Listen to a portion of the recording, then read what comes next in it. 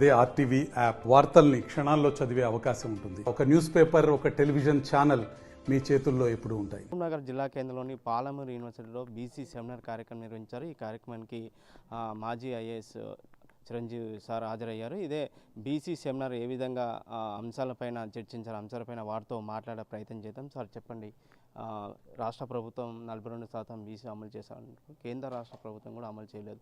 రేపు జరగబోయే స్థానిక సభలో కూడా 42% అమలు చేస్తారా? ఖచ్చితంగా అమలు చేయాలని చెప్పేసి మా పోరాటం. గతంలో కూడా ఈ రాష్ట్ర ప్రభుత్వం కులగన్న చేయకుండానే ఓటర్ లిస్టుల ఆధారంగా బీసీలను గుర్తించి ఉన్న రిజర్వేషన్తో ఎన్నికలకు పోవాలని చెప్పి ప్రయత్నం చేస్తేనే బీసీ సంఘాలన్నీ కూడా ఏకమై పోరాటం జరపడంతో కులగన్న జరిగింది. 42% రిజర్వేషన్ సంబంధించిన బిల్లులు కూడా చట్టసభల్లో పెట్టారు.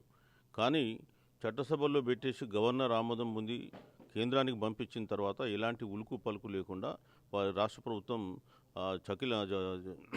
చతికిలబడి కూర్చుంది.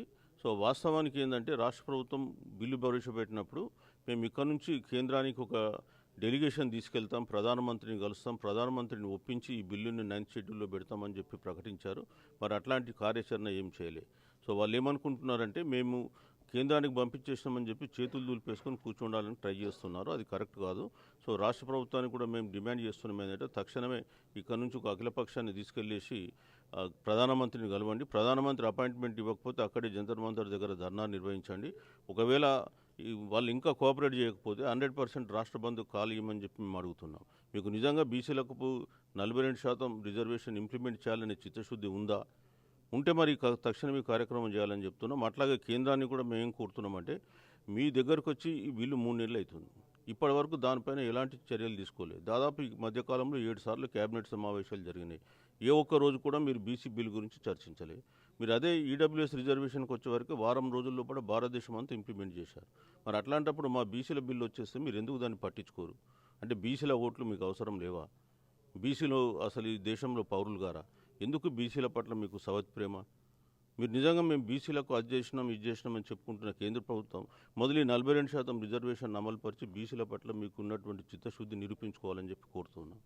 సో ఇక్కడ ఈ పాలమూరు యూనివర్సిటీలో పిల్లలకు అసలు రిజర్వేషన్ అంటే ఏంటి, ఈ రిజర్వేషన్లు ఏ విధంగా ఆవిర్భవించినాయి, మనం ఎట్లా కాపాడుకోవాలి, కేంద్రంలో రాష్ట్రాల్లో ఉన్నటువంటి గవర్నమెంట్లు రిజర్వేషన్లు ఇవ్వకుండా ఏ విధంగా తప్పించుకోవాలని చూస్తున్నారు, జ్యుడిషియరీ వ్యవస్థ కూడా బీసీల పట్ల ఏ విధంగా తీర్పులు ఇస్తుంది అనే విషయంపైన వీళ్ళకి అవగాహన కల్పించినాం.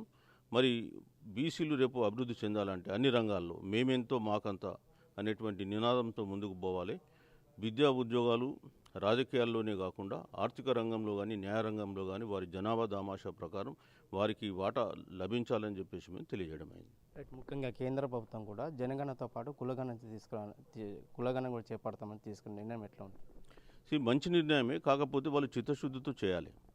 మళ్ళీ దాంట్లో ఏమన్నా మెలికలు పెట్టారనుకో మళ్ళీ చేసినటువంటి ప్రయోజనం పోతుంది. ఇవాళ భారతదేశంలో గతంలో కూడా కులగణన చేస్తామని చెప్పేసి చాలా పార్టీలు ప్రకటించినాయి. ముఖ్యంగా మీరు చూస్తే 2010లో పార్లమెంట్లో యునానిమస్ తీర్మానం జరిగింది, మేము 2011 సెన్సస్లో కులగణన చేస్తామని.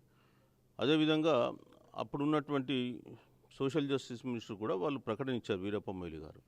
తర్వాత ఏం చేశారు, నెక్స్ట్ డేనే చిదంబరం గారు పార్లమెంట్లో మేము సెన్సస్లో కులగణన చేయం, మేము ప్రత్యేకించి సోషో ఎకానమిక్ క్యాస్ట్ సెన్సస్ చేస్తామని 2011లో సోషో ఎకానమిక్ క్యాస్ట్ సెన్సస్ చేసి దాన్ని ఇప్పటి వరకు వెలుగు చూడలేదు. 5,000 కోట్లు బూడిదలో పోసినారు. మళ్ళీ 2018లో ఇదే బీజేపీ గవర్నమెంటు రాజ్నాథ్ సింగ్ గారు హోమ్ మినిస్టరు, ఆయన ఆగస్టు 31, 2018లో పార్లమెంట్లో ఒక స్టేట్మెంట్ ఇచ్చి 2021 సెన్సస్లో మేము కులగణన చేస్తామన్నాడు. అట్లాంటి వాళ్ళు సడన్గా యూటర్న్ తీసుకొని 2022లో సుప్రీంకోర్టులో మేము కులగణనకు వ్యతిరేకం అని చెప్పేసి మళ్ళీ ఒక అఫిడవిట్ చేశారు. ఇవాళ సంఘాలన్నీ కూడా దేశవ్యాప్తంగా పోరాడితే కేంద్ర ప్రభుత్వం దిగివచ్చి మేము కులగణన చేస్తామని చెప్పేసి మొన్న May 31 రోజు 2025 రోజు ప్రకటించారు. మంచిదే, మీరు చేసేది ఉంటే చిత్తశుద్ధితో చేయండి, సంఘాలతో చర్చించండి, మీరు ఏమేమి కాలమ్స్ ప్రొవైడ్ చేస్తున్నారు, ఎలాంటి సమాచారం సేకరిస్తున్నారు. మేము కోరేది ఏంటంటే కేంద్ర ప్రభుత్వానికి కూడా మీరు మళ్ళీ సెన్సస్లో కాకుండా వేరే సెపరేట్ చేస్తామనేటువంటి మాట ఉపయోగించకూడదు. అదేవిధంగా కులగణన చేసిన తర్వాత జనాభా కులాల వారీగా మీరు ప్రకటించండి. అట్లాగే వాళ్ళ ఎక్కడైతే వాళ్ళు సామాజికంగా ఆర్థికంగా రాజకీయంగా అణచివేయబడ్డారో వాళ్ళ ఎదుగుదలకు సంబంధించి ఆ రేషియోలో మీరు ఖచ్చితంగా రిజర్వేషన్స్ కూడా ప్రకటించండి. బీసీలకు సంబంధించినటువంటి బడ్జెట్లో కూడా కేటాయింపులు మీరు పెంచండి అని చెప్పి మేము కోరుతూ ఉన్నాం. సో కేంద్ర ప్రభుత్వానికి కూడా మేము కోరేది ఏంటంటే మీరు సిన్సియర్గా చేయండి.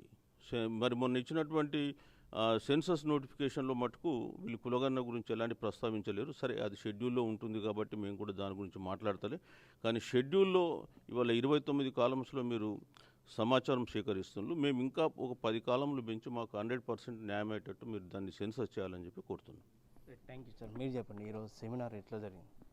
సో ఈ సెమినార్ రాష్ట్ర వ్యాప్తంగా అన్ని యూనివర్సిటీల్లో, స్టేట్ యూనివర్సిటీస్లో, సెంట్రల్ యూనివర్సిటీస్లో, టెక్నికల్ యూనివర్సిటీస్లో సెమినార్ చేయబోతున్నాం. ఇది మొదటి సెమినారు అన్ని యూనివర్సిటీలో. పాలమూరు యూనివర్సిటీ నుంచి మొదలు పెడుతున్నాం.